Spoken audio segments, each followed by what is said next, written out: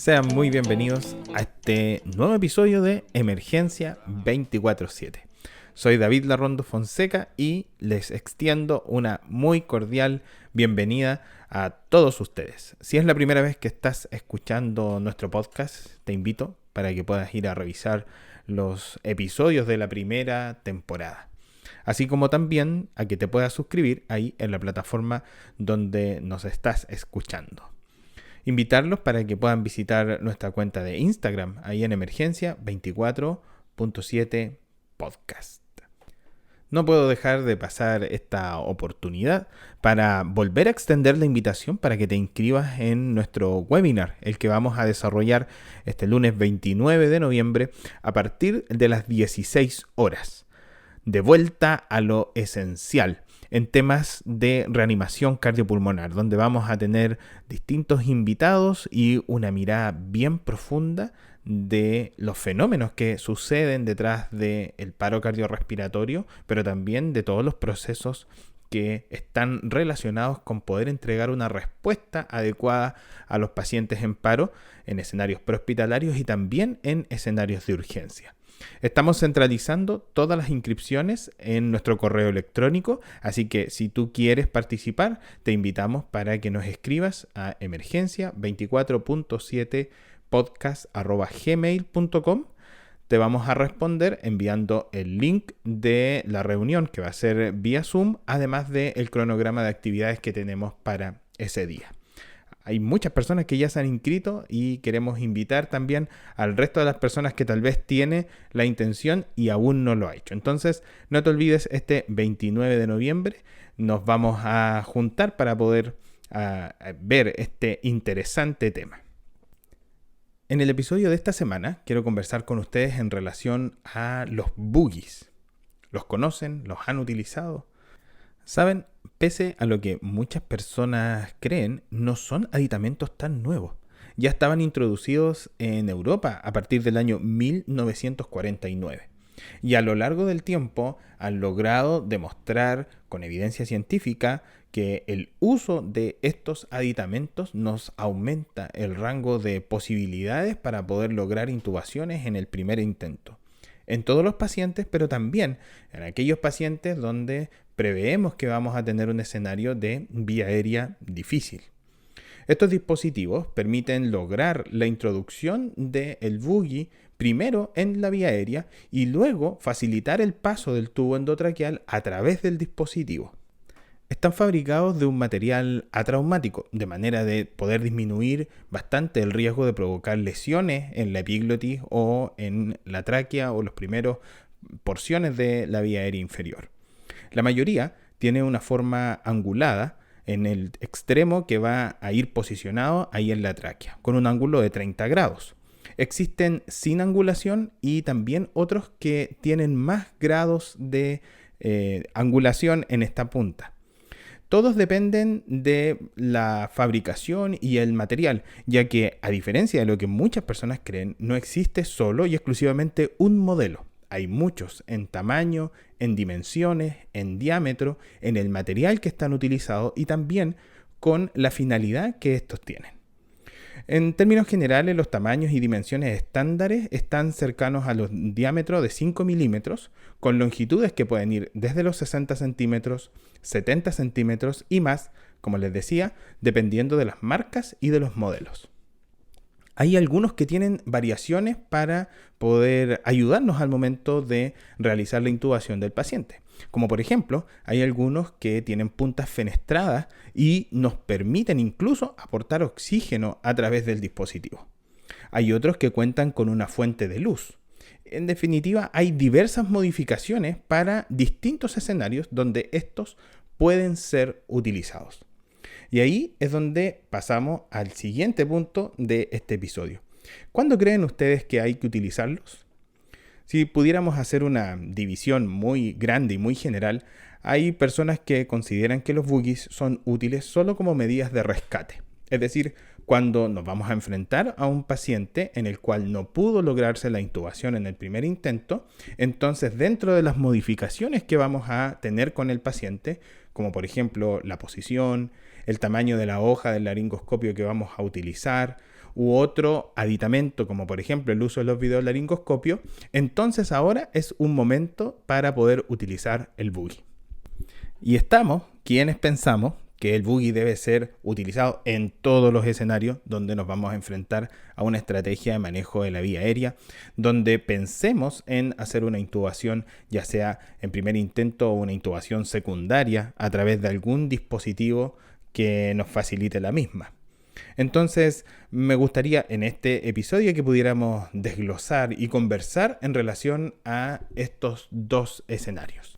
Partamos por el primero. Entonces, algunas de las indicaciones que están en la literatura para poder utilizar los boogie es cuando se logra una visualización en escala de Cormack 3, es decir, no hay una visualización completa de la epiglotis y estamos viendo solamente una porción de la misma. Y el intentar una intubación con ese grado de visualización probablemente va a estar asociado a más tasas de fracaso que tasas de éxito. Otra indicación podría ser en aquellos pacientes que tienen restricción de la movilidad del cuello, principalmente los enfermos en escenario de trauma, pero también con algún otro tipo de patologías o malformaciones que de pronto nos dificultan hacer la alineación de los ejes oral, faringio y laringio. ¿Se recuerdan de aquello? Si es que no, los invito para que vayan a nuestro episodio número 27, donde hablamos sobre la secuencia rápida de intubación y cuáles son los 7 pasos para poder lograr el éxito de la misma. Otro de las indicaciones sería cuando tenemos presencia de sangre o algún otro tipo de fluidos en la vía aérea. Y hay personas que consideran que los boogies tienen gran utilidad cuando vamos a hacer el cambio de un tubo endotraqueal que ya está posicionado por distintos motivos o cuando vamos a hacer una intubación secundaria a través de otro dispositivo, ya que existen máscaras laringias, existen dispositivos como el SALT o existen además tubos laringios que nos permiten realizar una intubación secundaria. Veamos entonces cómo utilizar el boogie o cómo poder incorporarlo entonces a la rutina de la secuencia rápida de intubación, ya que independiente, si lo consideremos como un elemento de rescate o como un elemento que debemos contar al inicio de la estrategia de manejo de la vía aérea, finalmente los pasos a utilizar van a ser más o menos los mismos. Bueno, vamos a hablar en términos muy generales en relación a qué elementos deberíamos tener. El paciente vamos a asumir de que está completamente preparado, está desnitrogenizado, un paciente monitorizado, está siendo soportado desde el punto de vista respiratorio, neurológico, cardiovascular, etc. Tenemos también preparado todo nuestro equipo, el que va a involucrar por la fuente de oxígeno, bolsa, válvula, máscara para poder ventilar al paciente, distintos dispositivos de la vía aérea, desde mecánicos, supraglóticos, el boogie, también distintos equipos de hoja y modelo para la laringoscopía directa o videolaringoscopía si es que lo vamos a utilizar, y también nuestro kit de vía aérea quirúrgica.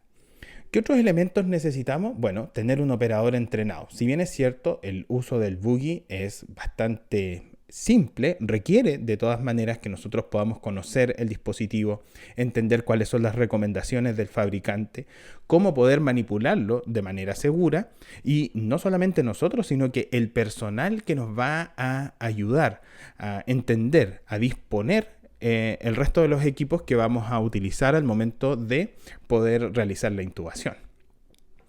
Algunos elementos que son clave para lograr la intubación en todos los escenarios, pero me parece que es importante que podamos mencionar. Por ejemplo, hacer laringoscopías progresivas, donde vamos introduciendo despacio la hoja del laringoscopio una vez que tenemos a nuestro paciente sedado y relajado, para poder introducir la hoja del laringoscopio que nosotros hemos seleccionado o del videolaringoscopio y ir describiendo las estructuras que vamos visualizando. Lo que vamos a buscar en este punto es visualizar la epiglotis y dependiendo del tipo de laringoscopio que utilicemos, lo posicionaremos en el receso gloso-epiglótico o manipularemos de frentón la epiglotis si es que es con una hoja recta.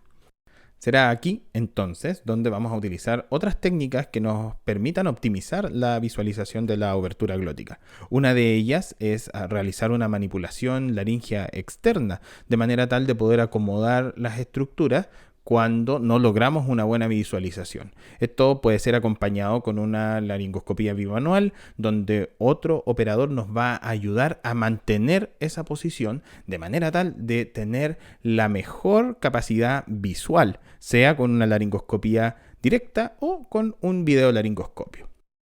Es en este punto donde tenemos la mejor visualización, donde vamos a utilizar entonces el boogie. Para ello lo podemos tener ya en nuestra mano o lo va a pasar la persona que está asistiendo la intubación, con la punta angulada hacia la zona de la vía aérea. Lo vamos a introducir. Es muy probable que podamos sentir los clics de esta punta angulada en su paso a través de los anillos traqueales. En ese momento vamos a mantener la laringoscopía y el boogie fijo, porque ya está en la vía aérea. Entonces nuestro segundo operador va a montar el tubo endotraqueal por el extremo libre del boogie, es decir, el que está hacia el ambiente, hasta que el operador que está realizando la laringoscopía pueda sentir el boogie en la mano. De esa manera lo va a ir guiando a través del boogie hacia la vía aérea, hasta que logre visualizar el paso del tubo a través de las cuerdas vocales. A veces es un error frecuente que se puede cometer en escenarios de simulación o en la atención clínica directa del paciente, que quitamos la vista de la laringoscopía una vez que hemos logrado introducir el boogie en la vía aérea. Sin embargo, es importante que podamos enfatizar de que la visualización de la laringoscopía se debe mantener hasta que podamos ver el paso del tubo a través de las cuerdas vocales. Dentro de las complicaciones que están descritas al momento de hacer una intubación con boogie está que el paso del tubo se puede ver dificultado cuando éste se impacta en el cartílago aritenoide. Si eso llegase a suceder, se retira un par de centímetros el tubo y se rota en sentido antihorario, facilitando de esta manera el paso del tubo a través de las cuerdas vocales. Luego de que eso ha sucedido, inflamos el CAF y confirmamos la posición del tubo, siempre con capnografía idealmente, y además la auscultación. Hay una serie de otros elementos que tenemos que tener en consideración, los cuales no vamos a abordar en este episodio porque nos estamos centrando básicamente en la utilidad del boogie para poder lograr la intubación en el primer intento. Requiere de entrenamiento esto en el personal que va a realizar la intubación, pero también en quien asesora el proceso. Se puede aprender distintas técnicas, como por ejemplo tener el tubo endotraqueal premontado en el boogie, y esto puede ser de utilidad en escenarios prehospitalarios o cuando hay menor personal disponible para poder hacer una secuencia rápida de intubación. Se puede utilizar, como ya he mencionado, con laringoscopía directa, pero también con videolaringoscopía y en intubaciones secundarias. El uso del boogie puede tener algunas complicaciones, aunque la mayoría de ellas están descritas como bajas. Sin embargo, hay riesgo de lesión en la vía aérea si es que éste se manipula con mucha fuerza. Hemorragia o lesión en los cartílagos de la epiglotis, y también puede haber hemorragia o lesión en el esófago si es que se ha introducido en esa cavidad. Pero bien, ¿qué dirá la evidencia científica? Hay varios apuntes, como les mencioné al inicio, reportes de casos en escenarios prehospitalarios y en distintos servicios intrahospitalarios. En esta oportunidad quiero compartir con ustedes uno de los más recientes y que también me parece que metodológicamente cumple con varios elementos importantes. Este está publicado el año 2018 en la revista JAMA y es un estudio controlado randomizado. El objetivo principal de esta investigación era poder entonces comparar el éxito en el primer intento de intubación utilizando un boogie versus un conductor o un estilete de intubación de manera convencional en un servicio de urgencia. Fue realizado en la ciudad de Hennepin County, en Minnesota, en pacientes mayores de 18 años que fueron intubados con hojas Macintosh. Los motivos por los cuales fueron intubados iban desde paro respiratorio, dificultad respiratoria o protección de la vía aérea. Y todas las intubaciones fueron realizadas por los emergenciólogos de esa unidad. Los pacientes que requerían el manejo de la vía aérea fueron aleatorizados para ver si es que iban a estar en el grupo de buggy o en el grupo de conductor estilete.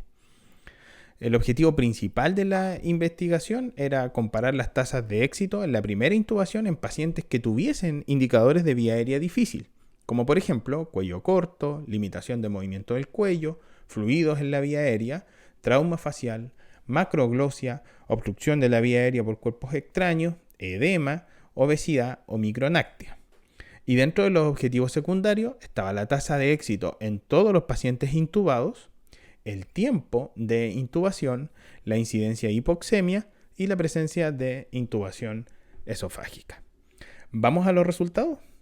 Miren, se recopilaron los datos entre septiembre del 2016 hasta agosto del 2017. Fueron 757 pacientes en total randomizados. La edad promedio de los pacientes fue de 46 años y la distribución por sexo 30% mujeres y 70% hombres. Vamos al primer objetivo o el objetivo principal de la investigación, es decir, la tasa de éxito en aquellos pacientes que tenían uno o más criterios de vía aérea difícil. De estos 757 pacientes en total, 380 pacientes tenían al menos un criterio de vía aérea difícil. La intubación en el primer intento con el uso del buggy fue de un 96% de éxito. La intubación en el primer intento con el uso del conductor o estilete convencional de un 82%. Y esto con significancia estadística. ¿Qué les parece? 96% de tasa de éxito de intubación en el primer intento es una tasa muy buena. Estudios anteriores habían logrado evidenciar un 92%, un 91% de éxito, pero ninguno un 96%. Veamos los objetivos secundarios. Uno de ellos era la tasa de éxito de intubación en el primer intento en todos los pacientes, aquellos con criterios de vía aérea difícil y los que no tenían criterio de vía aérea difícil. Intubación a todos los pacientes en el primer intento con el buggy, 98%. Intubación en todos los pacientes que se utilizó el conductor o estilete, 87%. Y también en esta oportunidad con significancia estadística. Los otros objetivos eran el tiempo de intubación. En el grupo que se intubó con buggy, 38 segundos. En el grupo que se intubó con el conductor convencional, 36 segundos, sin significancia estadística. Y la incidencia de hipoxemia, en buggy un 13% y en el estilete o conductor un 14% también, sin significancia estadística. Otro de los resultados interesantes fue que en aquellos pacientes que se mezclaron otros aditamentos, como por ejemplo el uso de los videolaringoscopios, en esta unidad en específico el CMAC, cuando se utilizó el videolaringoscopio más el buggy, la tasa de éxito fue de un 98%. Les quiero dejar mis comentarios o apreciaciones personales. El buggy me parece es un instrumento válido que diversa investigación ha demostrado que aumenta nuestras posibilidades de intubar al paciente en el primer intento.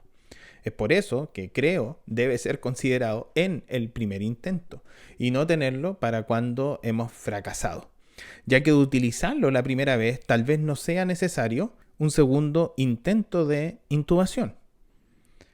Aumenta el costo del procedimiento porque el precio por dispositivo está entre los 7.000 a 15.000 pesos y dependiendo de los modelos, del material y del fabricante no se recomienda la reutilización de los mismos. Sin embargo, ¿cuánto cuesta una segunda intubación? ¿Cuánto cuesta no tener el buggy cuando aquel paciente que aparentemente por la evaluación externa no tenía ninguna complicación para lograr la intubación en el primer intento y durante la laringoscopía nos enfrentamos al desafío de no poder intubar y no poder ventilar? Sin duda que el costo clínico y el costo en el resto de medidas de soporte que va a requerir ese paciente también va a ser muy aumentado. Requiere entrenamiento el uso del dispositivo, así como cualquier aditamento o herramienta que nosotros utilizamos al momento de atender a los pacientes. El buggy más el entrenamiento en estrategias de manejo de la vía aérea mejora las tasas de éxito en estos escenarios de simulación. Es una pregunta que me parece es muy válida de poder plantearnos, ya que abre la arista al otro escenario, que tiene que ver con, bien, si esta persona mejoró su desempeño en los escenarios de simulación clínica, ¿esto tiene traducción en la atención directa de los pacientes? Creo que sí, y creo que es importante de poder evaluar, ya que el éxito en poder tener un abordaje adecuado del paciente y de la vía aérea del mismo no va a depender solo y exclusivamente de contar con un buggy o no, sino que involucra al menos 3 grandes aspectos. ¿Cuáles son las necesidades y requerimientos del paciente en específico?